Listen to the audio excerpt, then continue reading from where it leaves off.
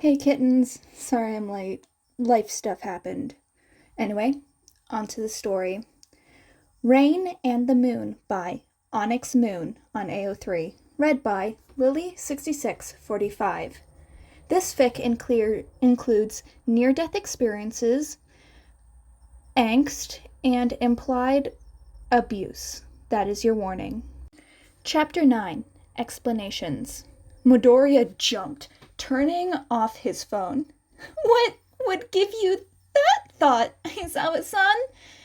He just raised an eyebrow. Kid, are you? Izuku looked away, and Aizawa dropped him. He had the reaction time to make a cloud that he could safely land on. Fine, you caught me. I'm Rain. Izuku held his hands up in surrender. What you going to do now that you know? Turn me in? Aizawa sighed, pulling out his phone.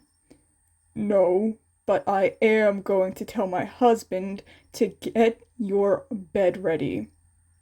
Izuku was taken aback. So, you're not going to take me in? Aizawa looked up from his phone with a blank face. It was honestly unsettling. Midoriya, kid, you look like you haven't eaten in days.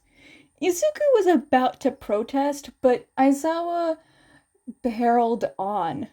Not to mention that your clothes, even with it being dark out, I can see the holes in them. You need new ones. So, at least for tonight, it would make me feel better if I could keep an eye on you.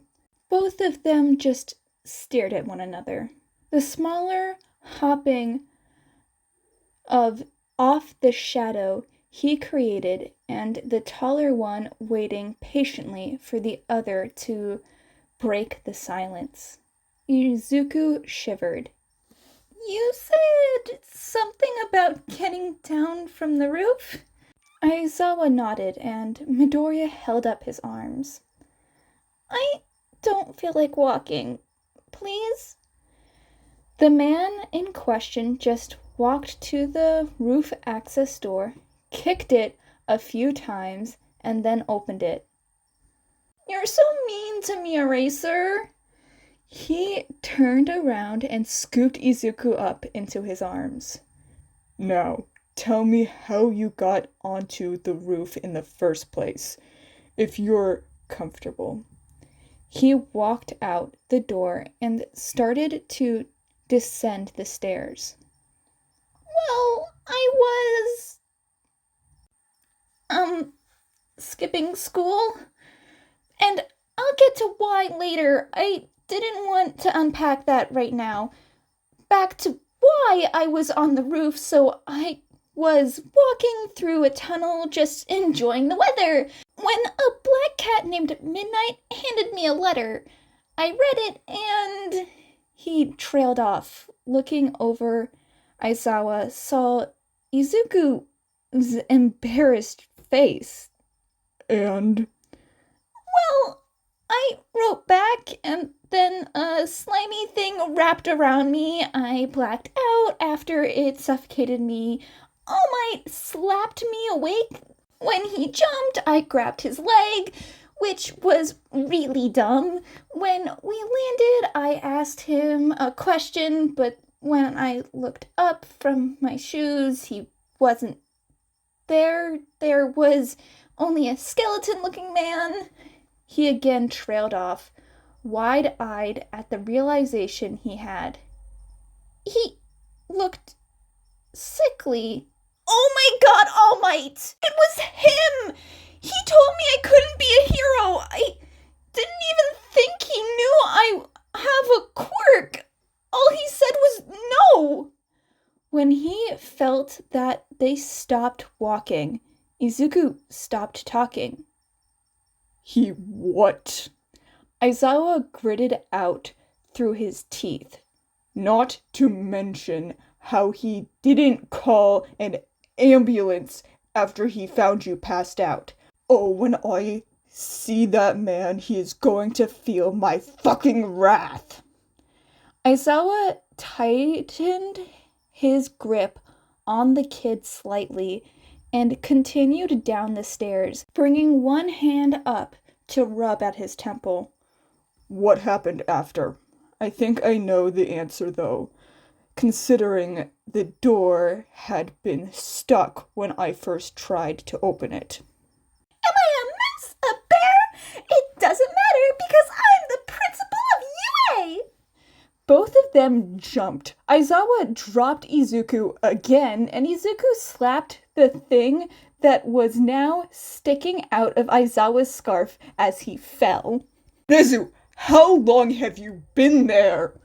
The thing, Nezu, curled down Aizawa's side and landed on the floor. Long enough. So, Midoriya, you're going to stay with Aizawa for the night, right?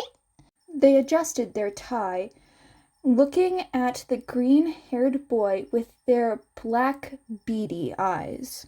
Why were you even in there in the first place? Don't ignore me, rat. I need answers. Nezu simply waved him off. Fine. Come on, Izuku. We're going. The child looked from Aizawa to the short mouse.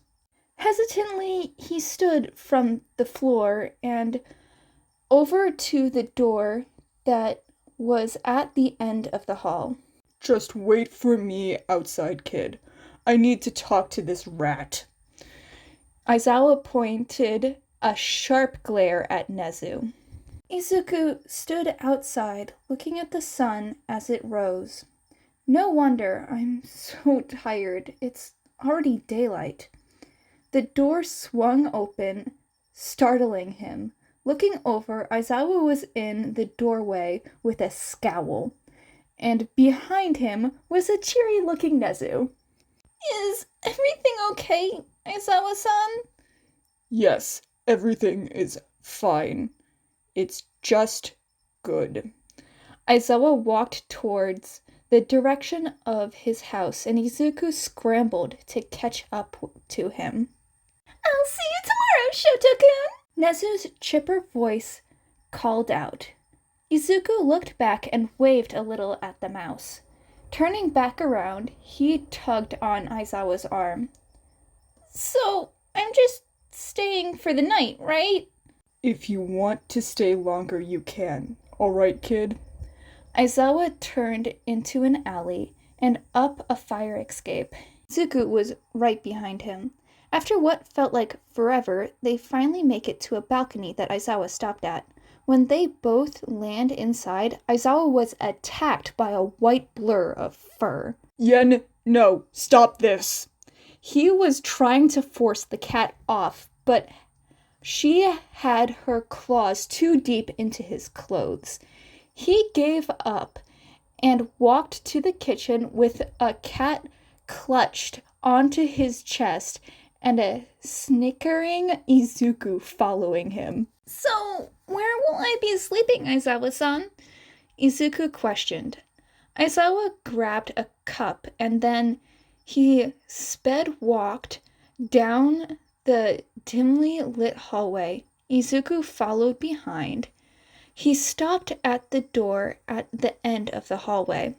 Opening the door and turning on the lights revealed a well-kept room with a bed in one corner and a dresser in another. This is where you will be sleeping. The bathroom is across the hall, and my husband's are 2 doors down. Izuku walked into the room a little, then called over his shoulder. Aren't there any clothes I can change into? Yes, there is in the dresser. Will you be okay by yourself if I go to bed now? He nodded and Aizawa closed the door. Izuku walked over to the bed, running his hand over the covers, admiring the soft texture. He plopped down on the bed, bouncing up a little. After sitting on the bed for a little longer, he got up, walked over to the dresser, and pulled out a pair of way too big pajamas. When he put them on, he was practically swimming in them. Walking back over to the soft bed, pulling back the covers, he plopped back down, getting comfortable and falling asleep. Unknown to him, as he slept, a small creature rolled out from under the bed, its purple eyes glowing along with the tail as it munched on a piece of metal. That is the end of Chapter 9 of Rain and the Moon by Onyx Moon on AO3. If you like this, please go support the original author. Link in the description below. Hope you have a good day, night, or whatever time zone you're in. Bye, kittens.